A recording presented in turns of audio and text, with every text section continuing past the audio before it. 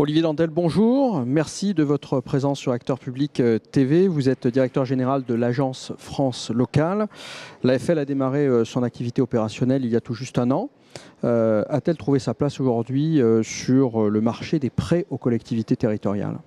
Bien oui, effectivement, parce qu'en moins d'un an, puisque les premiers prêts ont été possibles en avril de l'année dernière, donc sur moins d'une année, on a déjà pesé 3% du marché total des collectivités locales en prêtant 510 millions d'euros avant la fin de l'année dernière. Et l'activité continue cette année. On a déjà 42 millions d'euros, je crois, depuis le début de l'année, sachant, vous le savez sans doute, que l'essentiel des prêts se réalise plutôt vers la fin de l'année. Alors les collectivités locales ont-elles du mal à trouver aujourd'hui des financements ou disposent-elles d'une offre suffisante ? On se souvient qu'au moment de la création de l'Agence France Locale, c'était un peu la question, c'est-à-dire qu'on se disait mais les collectivités locales, où vont-elles se financer ? Est-ce que c'est un problème aujourd'hui ou est-ce qu'il y a d'autres problèmes ? Non, ce n'est pas un problème aujourd'hui, mais ce n'est pas non plus la raison pour laquelle on a créé l'Agence France Locale.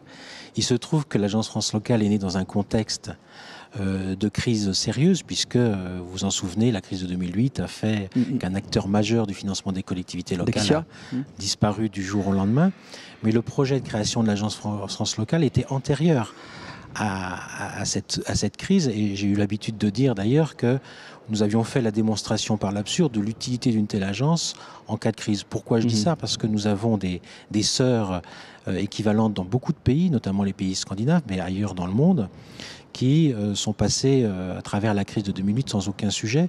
Pourquoi ? Parce qu'elles ne sont pas tributaires d'intermédiaires que sont les banques qui se refinancent sur les marchés.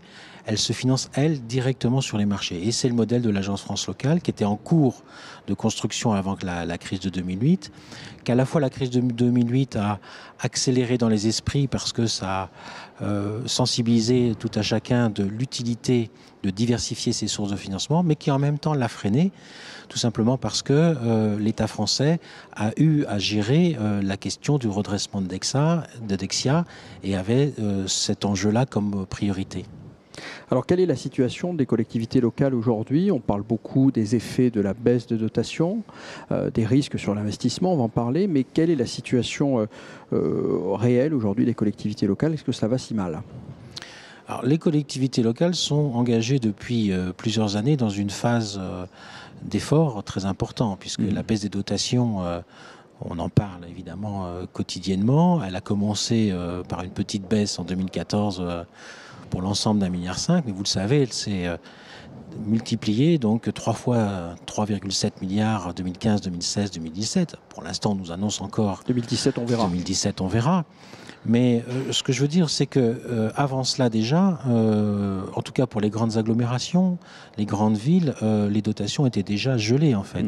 Je rappelle que vous êtes délégué général de France Urbaine. Voilà, je suis délégué général de France Urbaine, qui est issu de la fusion entre de l'association des maires des grandes villes, l'association des communautés urbaines métropoles, dont j'étais délégué général et qui a été d'ailleurs à l'initiative de la création de cette agence France Locale avec d'autres. Et donc la situation financière des collectivités locales aujourd'hui, elle est encore bonne, mais les perspectives sont compliquées. Pourquoi elles sont compliquées ? Parce que l'ampleur de la baisse, mais surtout le rythme de cette baisse, n'est pas adapté aux marges de manœuvre qu'il est facile de dégager. Alors évidemment, quels sont ces types de marges de manœuvre ? Celle qui demande le plus d'énergie, de temps et qui prend le plus de durée, c'est diminuer le service public, les dépenses de fonctionnement. On a des exemples dans pas mal de métropoles où pendant ce mandat, on ne va pas renouveler du tout les fonctionnaires. On n'est même pas à parler d'1 sur 2, on ne renouvelle pas.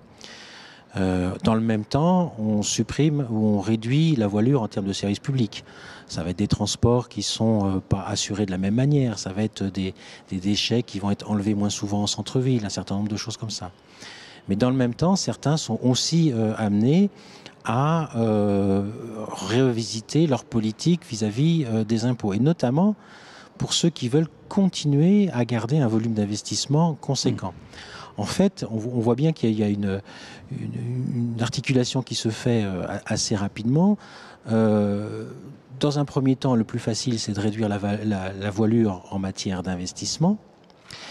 Mais chacun des édiles locaux se rend bien compte que c'est très pénalisant pour le développement de son territoire, à court, long, moyen terme, et pour l'activité économique du territoire à très court terme. C'est-à-dire c'est de l'activité en moins. Je rappelle que 100% des euros qui sont des recettes des collectivités locales sont dépensés dans le territoire. Il n'y a pas de l'argent qui s'évade à Panama ou que sais-je. Et donc les ressources des collectivités locales sont employées au bénéfice de l'activité locale. Et quand vous baissez la capacité de faire de la dépense, vous baissez fondamentalement l'activité économique. Donc la situation, elle est, quand on la regarde de façon macro, on dit oh ça tient encore. Quand on la regarde de façon macro à l'horizon de la fin de l'année prochaine, on commence à se poser un certain nombre de questions. Par contre, il y a une telle diversité de situations entre les 36 000, un peu moins maintenant, grâce aux communes nouvelles, les 36 000 communes, les 1200 demain intercommunalités, oui. Les 13 régions, la centaine de départements. Il y a une grande diversité, donc certains sont dans des difficultés plus dures que d'autres. Et d'ailleurs, le paradoxe que nous on constate, ce que je connais bien, les grandes agglomérations, c'est que c'est celles qui étaient potentiellement les plus vertueuses, celles qui avaient déjà fait le plus d'économies dans les années qui viennent de s'écouler, qui ont le plus de mal à en faire plus.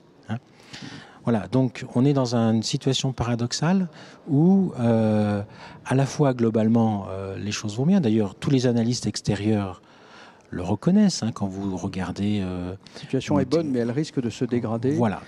D'où l'enjeu effectivement de cette nouvelle tranche de baisse de dotation qui sera programmée ou pas ou lissée, on le saura, les arbitrages seront rendus avant l'été, probablement, ou durant l'été, au moment où on débat du PLF en amont, pour savoir si cette troisième tranche de baisse de dotation sera bien appliquée, avec également dans le PLF 2017 la réforme de la DGF qui aussi aura un effet bien évidemment sur les finances des collectivités locales. Merci Olivier Landel. Je rappelle que vous êtes directeur général de l'agence France Locale. Merci, à bientôt sur Acteurs Publics TV.